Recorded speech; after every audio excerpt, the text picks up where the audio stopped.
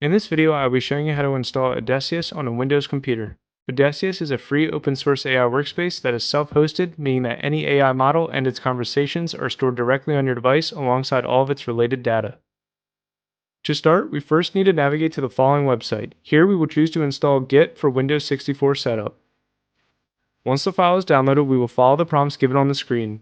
With this being said, we will be keeping everything default, however, feel free to tweak anything as needed. Now that Git is installed, we will now need to navigate to another website where we will go ahead and download Python. Similar to Git, after the file is downloaded, we will open it to initiate the install process. Here, we will ensure that the option to add Python exe to path is enabled, then select install. Once you see the screen appear, you will know that the install was successful and you can now click close. Next, we will navigate to the official Odysseus GitHub page provided below and scroll all the way down until we find Windows install commands.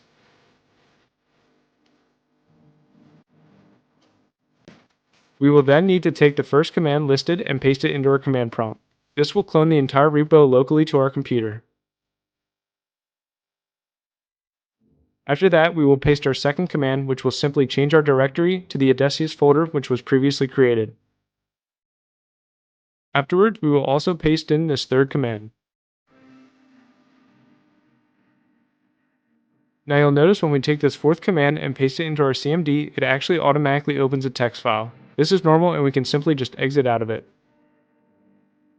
Next, we will rinse and repeat with this fifth command in the CMD. You'll notice that this will initiate several downloads that may take some time depending on your device. You'll know it is complete once you have the ability to type again, so in the meantime, just let it run its course. Awesome, so it looks like that was successful with no errors. To wrap things up, we will again paste in this last command to the CMD. Here, we will be prompted to create a username and password. It is important that you remember your login information as this will be used to access your account once we boot up the web UI. Last but not least, we will start our web UI services with this eighth and final command.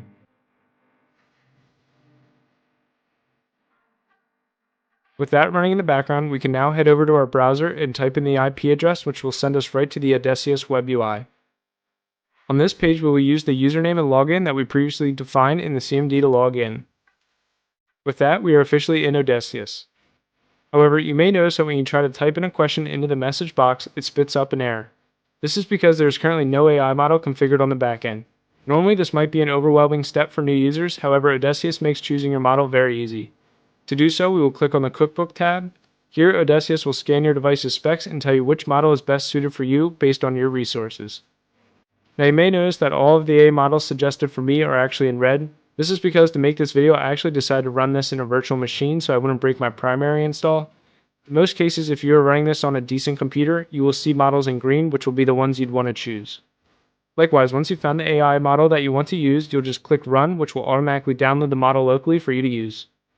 With that, you have successfully created your own locally hosted AI. I hope you found this video helpful, and thank you for watching.